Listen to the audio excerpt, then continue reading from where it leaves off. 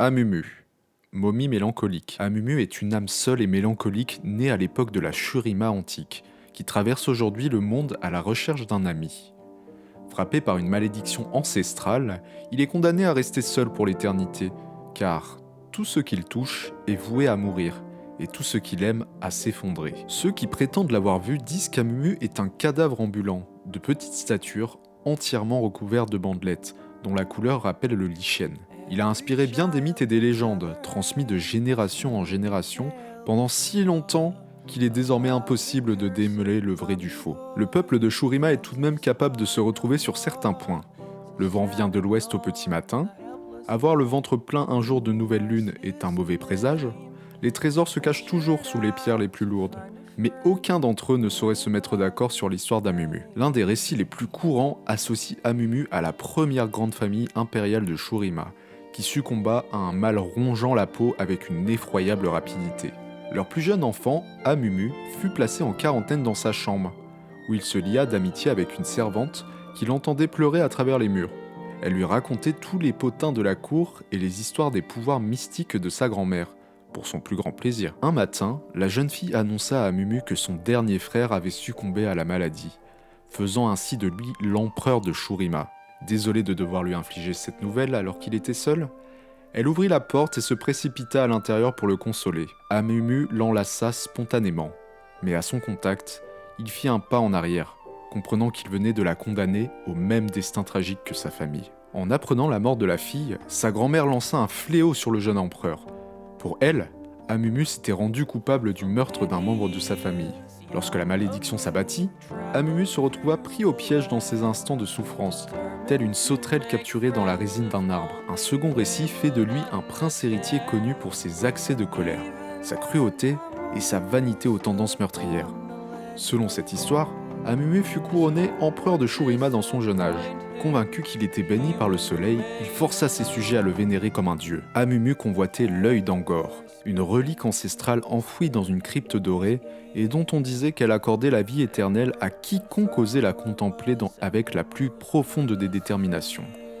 Il chercha le trésor pendant des années avec l'aide de ses nombreux esclaves qui le transportaient dans des catacombes labyrinthiques, se sacrifiant parfois pour déclencher des pièges et permettre à l'empereur d'avancer sans danger. Le jour vint où Amumu put enfin se tenir devant l'entrée de la crypte, une gigantesque arche dorée où des dizaines de tailleurs de pierre avaient travaillé d'arrache-pied pour en rompre le sceau.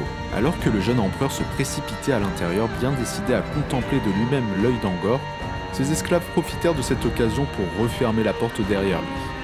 Certains disent qu'il resta cloîtré dans les ténèbres pendant des années et que sa solitude le rendit fou au point de se mutiler, ce qui le força à se couvrir entièrement de bandelettes. Sa vie prolongée par la grâce de l'œil, il put enfin méditer sur ses méfaits passés.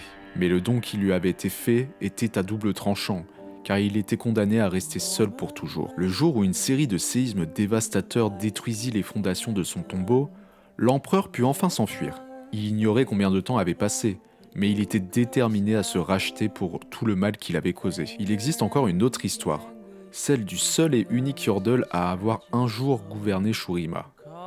Il était convaincu que l'être humain était bon par nature.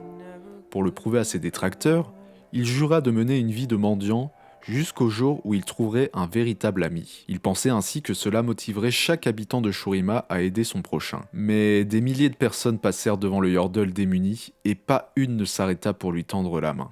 Amumu fut en proie à une telle détresse qu'il finit par mourir de chagrin. Mais sa mort ne marqua pas sa fin, car certains prétendent que le Yordle erre désormais éternellement dans le désert, à la recherche de celui qui parviendra à lui redonner foi en l'humanité. Ces histoires, certes différentes, ont pourtant toutes un point commun. Quelles que soient les circonstances, elles racontent comment Amumu a été frappé par une malédiction, le laissant dans un état de profonde solitude jusqu'à la fin de ses jours. Il est condamné à chercher pour toujours un ami qu'il ne trouvera jamais, car sa présence est un fléau, et son toucher une peine de mort. Les longues nuits d'hiver, quand les habitants des villes doivent rester éveillés pour attiser le feu, ils peuvent parfois entendre, venant du désert, les pleurs de la momie mélancolique qui se lamente de ne jamais pouvoir trouver le réconfort de l'amitié. Quoi que recherche Amumu, le pardon, l'affection ou même un simple acte de compassion, Une chose est aussi certaine que le fait que le vent du matin vient de l'ouest. Il ne l'a pas encore trouvé.